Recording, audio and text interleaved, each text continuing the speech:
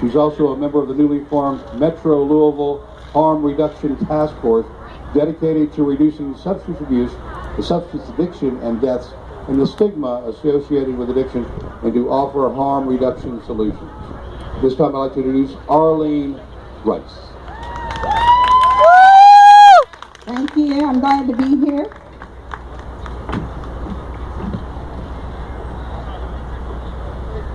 I'm going to speak with you a little bit today about a couple of things, but when I was first asked by Russ Reed, one of the coordinators of this event, he had asked me to speak, and my response to him was, well, what would you want me to say? And his response back was, share your experience, share your strength, and share your hope. So that's what I'm going to do today. The other thing that he had mentioned that he wanted me to do was to talk about how addiction and death from an overdose has affected my family, and how I dedicate myself to help recognize and to treat and to reduce the harmful effects of substance abuse. So that's what I'm going to talk with you about today. In my experience, addiction has been lurking in my family for over 20 years. Addiction has come to steal those things which are most precious to me, which are my children.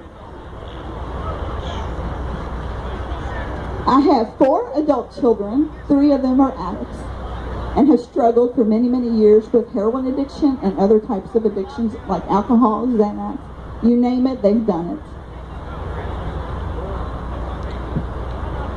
it. In June of 2010, I had a wake-up call, literally. I had a wake-up call. My husband and I had been asleep, and we were awakened by this very, very loud pounding on our bedroom door, just pounding. And it was my son Gabriel. He was absolutely frantic. He was frantic. He was beside himself. And he had told us, hurry, hurry, hurry, come downstairs.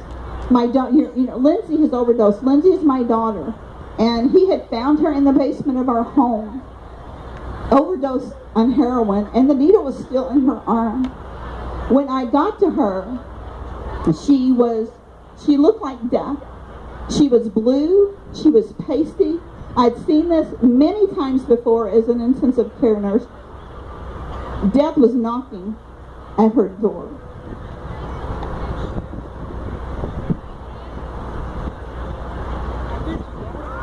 Nurse, I recognized her breathing pattern. She did have some breathing, but it was what they called agonal breathing. And in the medical field, a lot of times, this is called the gasp of death. And that's what my daughter Lindsay had. She was gasping at death's door. I performed rescue breathing on Lindsay. EMS got there 30 minutes later, and they whisked her off to the emergency room. Today, I attribute her being alive and being in our presence here today to my son Gabriel, who acted quickly.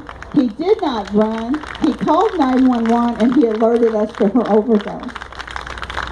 I was very concerned because she had been down for 30 minutes that she would probably, if she lived, would be brain dead or have severe neurological deficits. But today she is fine neurologically. Now, with that being said, that was 4 years ago. She has struggled with many relapses over the last 4 years. She has found herself in and out of recovery homes, detoxes, but today she is 9 months clean. In over 10 years, she is clean.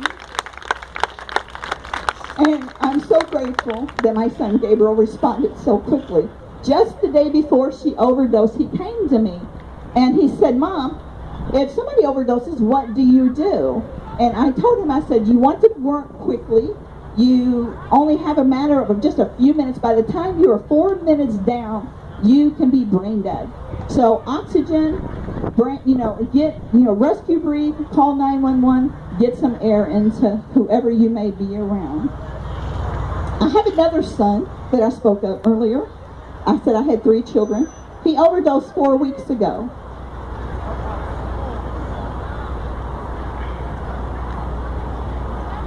His heart stopped twice. They did give him the life-saving drug naloxone, Narcan, which is at one of our booths today. And he came to. And they were getting ready to release him from the hospital, and he coded, or he flatlined again, because the Narcan had worn off. And they gave him another dose, kept him for 3 days, but today he's still out in the chaos. Then there's my son Gabriel that I spoke about, who's responsible for Lindsay's, I think, life. He, too, is a heroin addict. He overdosed the first time in 2010. His friends left him on the street. They did not call 911, and they robbed him, but a lady found him, and he lived. From about 2010 to 2013, Gabriel, after he overdosed the first time, he sought help. He went into detox. He went into recovery. He went into sober houses. And he did intensive outpatient. Everything you could think of, he did. And he really wanted to be clean. He wanted so bad to be clean. In March of 2013, he overdosed again. This was the second time that I know of that he overdosed. He was with a friend. His friend revived him, but they didn't call EMS. They didn't, give him any help. And as a mother, just as a parent, or even a sibling, your biggest fear is that your child is going to die.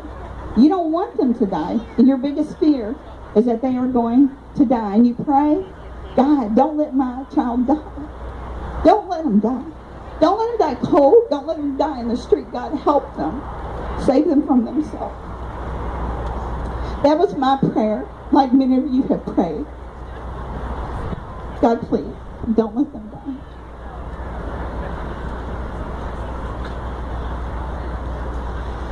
On April the 8th of 2013, Gabriel once again overdosed. He had been in a sober living house, and he actually overdosed in a sober living facility up in Indianapolis. His friend that was with him called 911. He didn't bolt like a lot of them want to do, like his friends did the first time. But he stood by his side, and he did CPR, and he alerted EMS, knowing the consequences of what would happen to him for using as well. For this, our family is so grateful, because this gave us 4 more days with our son. Our son Gabriel was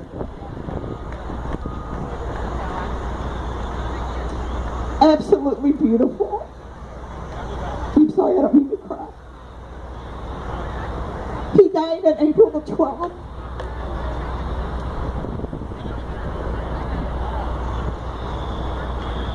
With me holding him in my arms. And with his father laying his ear on his chest. This is his father.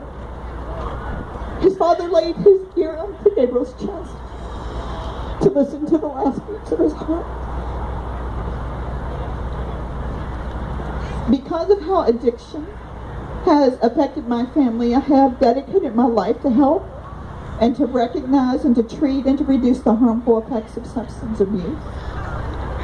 I advocate for legislation laws like naloxone laws, Good Samaritan laws, Casey's law. I advocate for those things. I am newly connected with a new harm reduction task force here in Louisville. It's called the Metro Louisville Harm Reduction Task Force.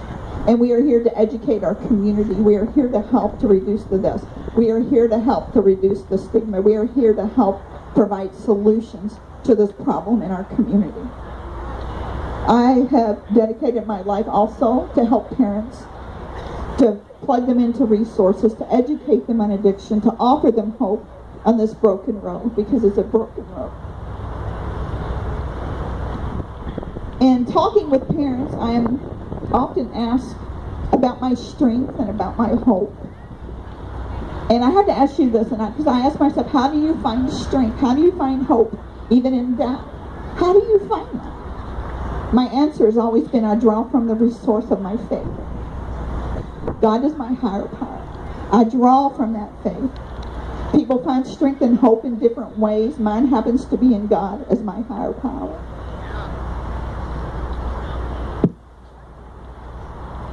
In looking at the bigger picture, I could not help but question my faith when Gabriel died. I had a lot of questions because I had prayed that he wouldn't die, and he died anyway. So I had to reconcile my faith and what I believed with who God is and with his death, and I've worked through that. My belief had always been based upon new life and the resurrection, as I've always been taught about Christ's resurrection. But when I was actually faced with his death, I questioned whether or not that was really real. I really questioned, is that really real? And did I still believe in this new life? And my conclusion is yes, I do. I do. That's what gives me hope. And as I think of Gabriel in a place where there is no addiction and no heroin, no tears, this brings me so much consolation. And I'm going to leave you with this. I've been reading this book lately by Tim Keller. He is an author. And he wrote this book called Walking with God Through Pain and Suffering. And he makes this statement in the book that has helped my heart as it grieves to begin to heal. It's been such a consolation. It has consoled me to no end. So I want to leave you with this quote that he has in his book. It's right back here. And he says this about the resurrection, which is what I believe in, the afterlife. He says this, he said, but the resurrection is not just about consolation. It is about restoration. We get it all back. We get the love, we get the loved ones, we get the goods, we get the beauties of this life, but we get them in a new and unimaginable degree of glory and joy and strength. I hope this helps someone today as much as it has helped me, because in the end, I believe I get Gabriel back.